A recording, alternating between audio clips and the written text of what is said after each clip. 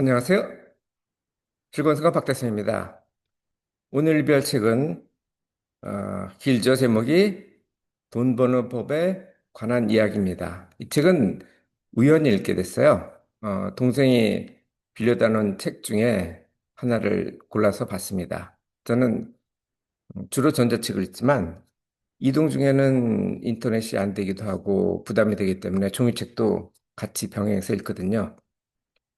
이 책은 그 개그맨 고명환이라는 사람이 썼어요.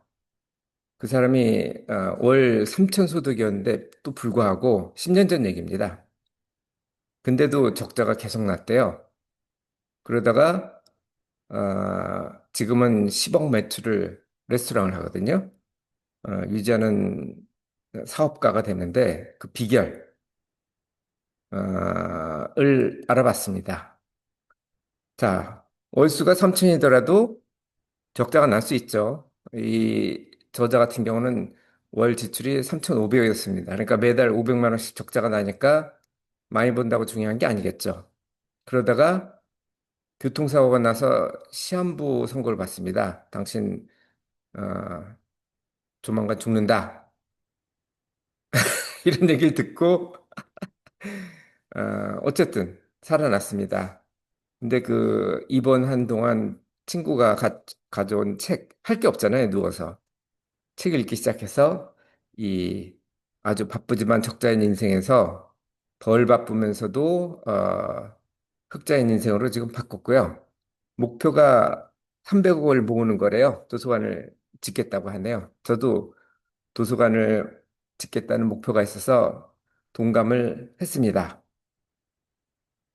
자, 10억 매출을 유지하는 게 식당을 통해서 했는데요.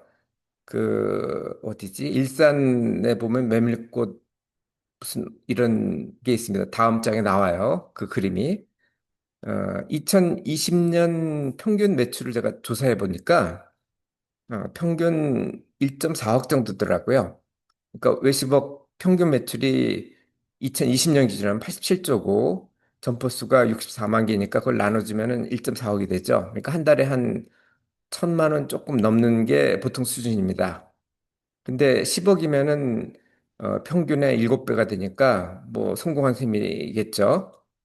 그 비결은 육하원칙 중에서 보통 우리가 할 땐 언제 어떻게 뭐 이렇게 나가잖아요. 외일 때. 근데 누가가 제일 중요하고 그리고 왜 하는지가 다음이라고 합니다. 이 두 가지가 이 책의 대부분 제가 얻은 정보로는 그래요. 뭐 사람에 따라 좀 다르겠죠.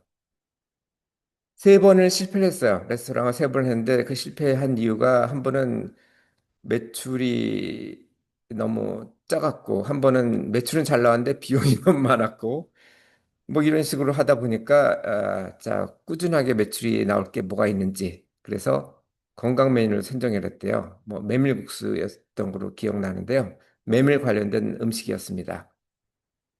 그리고 이거는 회전도 빠르죠. 국수니까. 그래서 회전율이 높아지니까 매출도 더 늘어날 수 있을 거고 비용도 이제 시간을 줄였어요. 뭐 하루 종일 24시간 연다고 그래서 매출이 늘어나는 건 아니잖아요. 매출이 적은 시간이 있으니까 그걸 피해서 점심하고 저녁. 그래서 11시에 열어야 12시에 저걸 하겠죠. 그리고 저녁 뭐 예를 들어서 9시까지 19시 그러니까 7시까지 한다 그러면 치우는데 또 1시간 걸릴 테니까 이렇게 시간을 최소화시켰습니다. 사실 그 레스토랑의 비용이 30% 정도는 원자재고 그리고 30% 정도는 인건비거든요. 근데 인건비를 원자재를 줄이면은 퀄리티가 떨어질 테니까 곤란하고 인건비를 줄여야 되는데 그렇다고 시급을 줄이면은 사람들이 안 오겠죠. 유능한 인력을 고용하려면 시급은 안 줄이면서 결국은 시간을 줄여야 되겠죠. 누가 할 건지가 중요하다고 그러는데 직접 할 건지 아니면 매니저를 고용할 건지 혼자 할 건지 같이 할 건지 고용을 할 건지 아니면 로봇을 쓸 건지인데 여기는 제가 알기로는 어머니하고 누나, 부부 이렇게 네 명이죠. 저작까지 하면 네 명이 같이 한 거로 알고 있습니다. 그러니까 직접이고 같이고 고용을 한 것 같고요. 로봇을 썼는지 그건 언급이 없어요. 그리고 왜가 중요한데 어떤 가치를 제공하는지가 우선이랍니다. 물론 돈 벌려고 시작했지만 돈이 목적이 되면 안 되고 어떤 가치를 제공하면서 돈은 거기에 따라와야 된다는 것이 저자의 주장인데 이건 우리 어머니의 말씀하고도 같고요. 예, 제목이 메밀꽃이 피었습니다네요. 이게 일산 본점이라고 돼 있죠. 저자가 산 데가 아마 일산인 모양이더라고요. 지금은 체인점 몇 군데 있는 걸로 알고 있습니다. 식당을 제가 그래서 해볼까 하는 생각도 해봤는데 바로 포기했습니다. 그 이유는 시간이 너무 많이 들어요. 대하는 가족을 저자처럼 쓰는 건데 우리 가족 중에서는 식당 할 만한 시간이 있는 가족들이 없고 자본은 뭐 대출 받으면 된다고 그러는데 뭐 자본은 뭐 별 문제 똑같으니까요. 매출은 제한됩니다. 근데 매출은 늘릴 수도 있는데 저자 같은 경우는 어떻게 늘렸냐면은 아까 말씀드린 대로 체인점을 통해서 늘릴 수도 있고 배달하면은 또 왜냐하면 좌석수가 40석이면은 나올 수 있는 게 빤하거든요. 점심 뭐 넓게 잡아서 두 회전, 저녁 세 회전 하면 다섯 회전밖에 안 돼요. 그러니까 40석이라 그러면 풀로 해봐야 얼마죠? 5, 4, 20, 200번 정도가 나타나는데 거기에 매출이 뭐 매물국수 얼마인지 모르겠는데 만 원이라면 하루에 400만 원밖에 안 돼요. 그러면 한 달 내내 한다고 그래도 아니 1년 내내 한다고 해도 365일 한다고 그래도 1억 2천인가요? 그것밖에 안 되죠. 그건 너무 적나? 10억인가? 모르겠습니다. 아무튼 계산해 보세요. 그 한계가 있는데 그거를 배달로 하면 자숙수하고 관련이 없죠. 배달 인건비는 좀 들겠지만 어쨌든 그렇게 확대할 수도 있고 제품으로 확대할 수도 있는데 제가 알기로는 배달은 모르겠고 제품으로 확대를 한 것 같습니다. 그래서 최근에 저자 유튜브가 있거든요. 거기 보니까 뭐 메밀국수를 만들어서 어, 배송하는 거로 이렇게 바꿨대는데 그게 어떻게 성공할지는 모르겠습니다.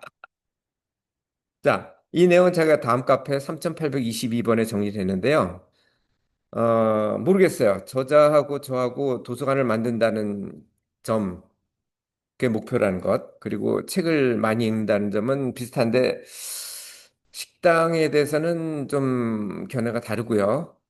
그리고 배달? 아니면 제품? 이것도 좀 저랑은 안 맞습니다. 그리고 추천해 준 책이 세스 고든의 뭐 보랏빛 소가 온단가 뭐 이런 책 여러 개를 하도 많이 얘기를 해서 읽어봤는데 제 타입은 아니고요. 저는 마케팅맨은 아닌 모양입니다. 어쨌든 한번 생각해 보실 필요는 있을 것 같고요. 유튜브에 매일 뭐 아침 학원인가 이거를 해요. 그래서 아침 6시에 매일 방영을 하는데 저랑 비슷하죠. 저도 뭐 하루에 한 번씩 어, 꼭은 아니고 시간 있을 때만 4년 전에 했고요. 그때 리뷰를 다 하고 그리고 4년 동안 제가 대학원 다니느라고 좀 바빴고 지금 다시 논문 아직 시작을 안 했거든요. 논문 시작하면 또 어떻게 될지 모르겠습니다만 당분간은 계속하고 있습니다. 일단 오늘도 즐거운 순간 박대선이었습니다. 감사합니다.